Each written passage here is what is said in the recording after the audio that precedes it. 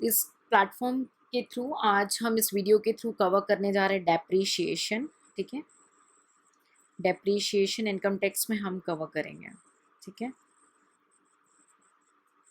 Income tax के सारे topic को डिटेल में डिस्कस कर चुके हैं और अब हम स्टेप बाय स्टेप आगे बढ़ रहे हैं। तो जितना जल्दी हम आगे बढ़ेंगे तो साथ ही साथ आपको साइमल्टेनियसली वीक में एटलीस्ट वंस अपना एक जो पास्ट में टॉपिक्स कवर है उसको रिवीजन करेंगे। ठीक है, तो थ्योरी कवर करते हैं इसके थ्रू।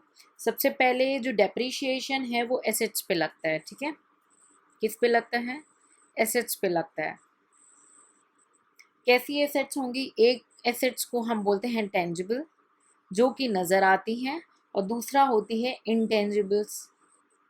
ठीक है, टेंजिबल्स क्या हो गई? एग्जाम्पल के तौर पे जैसे ये सब थ्योरी में भी कई बार क्वेश्चन आ जाते हैं, तो टेंजिबल में हमारी एसेट्स क्या हो गई? लाइक बिल्डिंग हो गई, ठीक है, मशीनरी हो गई, प्लांट हो गया, ठीक है, एक्सेट्रा। ये हमारे टेंजिबल्स में एसेट्स हो जाते हैं। और इंटेंजिबल्स में कौन होते हैं? जो नज़र नहीं आते, जिसकी कोई फिजिकल आइडेंटिटी या फिजिकल एग्जिस्टेंस नहीं है। फॉर एग्जाम्पल क्या हो जाएंगे? नो हाउ हो जाएगा, ठीक है, पेटेंट हो गया आपका, ठीक है, ट्रेडमार्क हो गया, कॉपीराइट हो गया, ठीक है, एक्सेट्रा। ठीक है, तो डेप्रीशिएशन हमेशा किस पे लगता है? एसेट्स पे लगता है। डेप्रीशिएशन किस में कवर हुआ? सेक्शन 32 के अकॉर्डिंग। सेक्शन याद करना कोई मैंडेटरी नहीं है, याद रह जाता है तो वेल एंड गुड है, नहीं याद रहता है तो वरीड नहीं होना। बट मैं कहती हूँ कि कुछ जो इंपॉर्टेंट टॉपिक्स लाइक डेप्रीशिएशन एक इंपॉर्टेंट टॉपिक है और जो फ्रीक्वेंटली क्वेश्चन में आ ही जाते हैं, तो ऐसे कि आप जब प्रैक्टिस करते रहोगे तो अपने बस वर्ड ऑफ द माउथ में बोलते जाना है सेक्शन 32 डेप्रीशिएशन, तो आपको ऑटोमेटिकली याद हो जाएगा। आपको टाइम नहीं देना है, don't give time specifically to learn और मेमोराइज द सेक्शंस। ठीक है, क्योंकि इस प्लेटफॉर्म कॉमर्स अचीवर के थ्रू हम आपके सारी जो टॉपिक्स हैं स्टेप बाय स्टेप, आपको थोड़ा सा पेशेंस रखना होगा, हम सारी चीज़ कवर करेंगे बिकॉज हमारा मेन फोकस है क्वालिटी।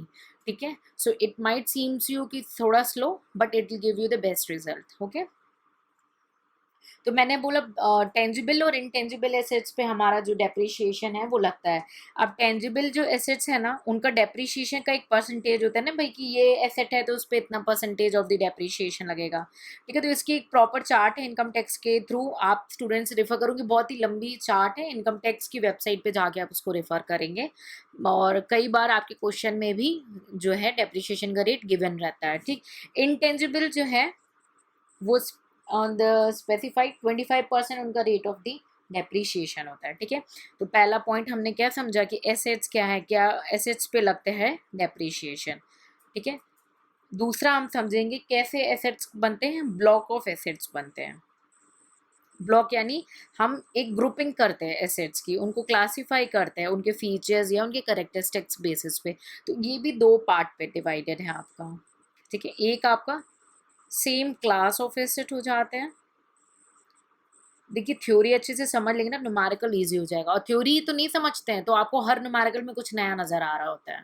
ठीक है, एक होता है आपका सेम क्लास ऑफ एसेट्स, दूसरा होता है आपका same rate of depreciation. Same class of assets क्या होते हैं? ये ऐसे एसेट्स हैं जो एक ही क्लास में, एक ही उसमें फॉल करते हैं। ठीक है, तो हमें ग्रुप ब्लॉक कैसे बनाने हैं एसेट्स के? एक क्लास ऑफ द एसेट्स को एक तरफ कर लेना है और जिन पे एक रेट ऑफ डेप्रिशिएशन है उनको एक तरफ कर लेना है। ठीक है,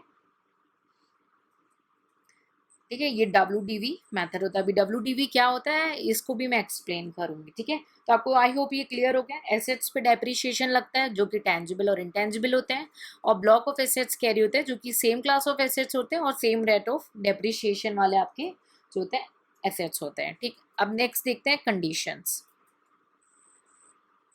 ठीक है, कंडीशंस फॉर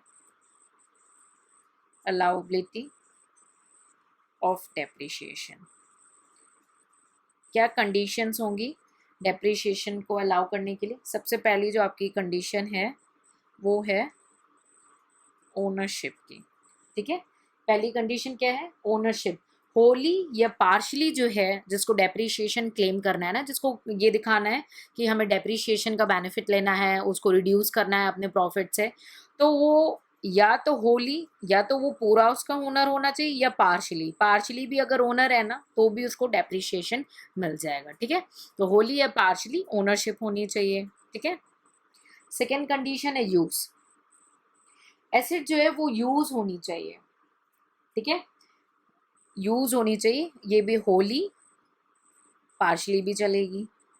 किस पर्पस के लिए? ऑब्वियसली बिजनेस पर्पस के लिए यूज होनी चाहिए, तभी तो मिलेगा आपको डेप्रिसिएशन का बेनिफिट, ठीक है। होली या पार्शली यूज होनी चाहिए बिजनेस पर्पस के लिए, कब? ऑब्वियसली जब भी प्रीवियस ईयर में होगा तभी करंट ईयर में डेप्रिसिएशन का आपको डिडक्शन मिल जाएगा, ठीक है। आई होप ये क्लियर हो गया। ओनरशिप हो गया और आपका सेकेंड कंडीशन था यूज का। थर्ड कंडीशन है आपका block of asset. Block of assets क्या है? वो क्लासीफाई होना चाहिए एक पर्टिकुलर ब्लॉक के अंदर, ठीक है, क्लासीफाई होना चाहिए पर्टिकुलर ब्लॉक के अंदर, ठीक है। बस ये तीन कंडीशन है कि आपने अगर ये तीनों कंडीशन सेटिस्फाई करी तो आपको सेक्शन 32 के अकॉर्डिंग डेप्रिसिएशन का डिडक्शन मिल जाएगा, ठीक है। अब एक फैक्ट बता रही हूँ कि ये जो डिडक्शन है, भले एसएससी अप्लाई करे, सपोज कई बार क्या होता है ना, एसएससी की नॉलेज में नहीं होता कि उसे डेप्रिसिएशन मिल रहा है कि नहीं मिल रहा है, ठीक है।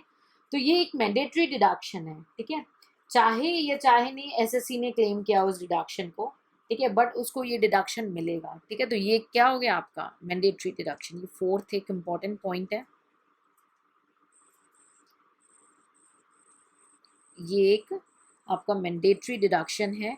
अगर एसएससी क्लेम नहीं करता है तब भी वो अलाउ हो जाता है उसे, फिर उसको रिकम्प्यूट करते हैं उसकी इनकम, ठीक है। ये क्या है? एक मैंडेटरी डिडक्शन है। तो आई होप आपको ये पॉइंट्स जो हैं वो क्लियर हो गए हों कि एसेट्स क्या हैं, किस पार्ट में डिवाइडेड है, ठीक है। रजिस्ट्रेशन कंपलसरी नहीं, अगर नॉट रजिस्टर्ड है तो भी डिडक्शंस जो है आपको जो है मिल जाते हैं, ठीक है। तो रजिस्ट्रेशन होना प्रॉपर्टी का वो कंपलसरी नहीं होता है, ठीक है। तो कुछ इंपॉर्टेंट एक पॉइंट भी बता दे रही हूँ। एक आपका कंसिडर होगा एक्चुअल कॉस्ट, कि एक्चुअल कॉस्ट क्या होता है।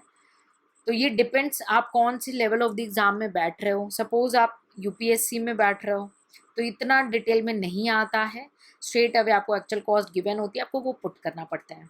आप अगर एसएससी या किसी और यूजीसी नेट के एग्ज़ाम में बैठ रहे हो तब भी ये नहीं आता है।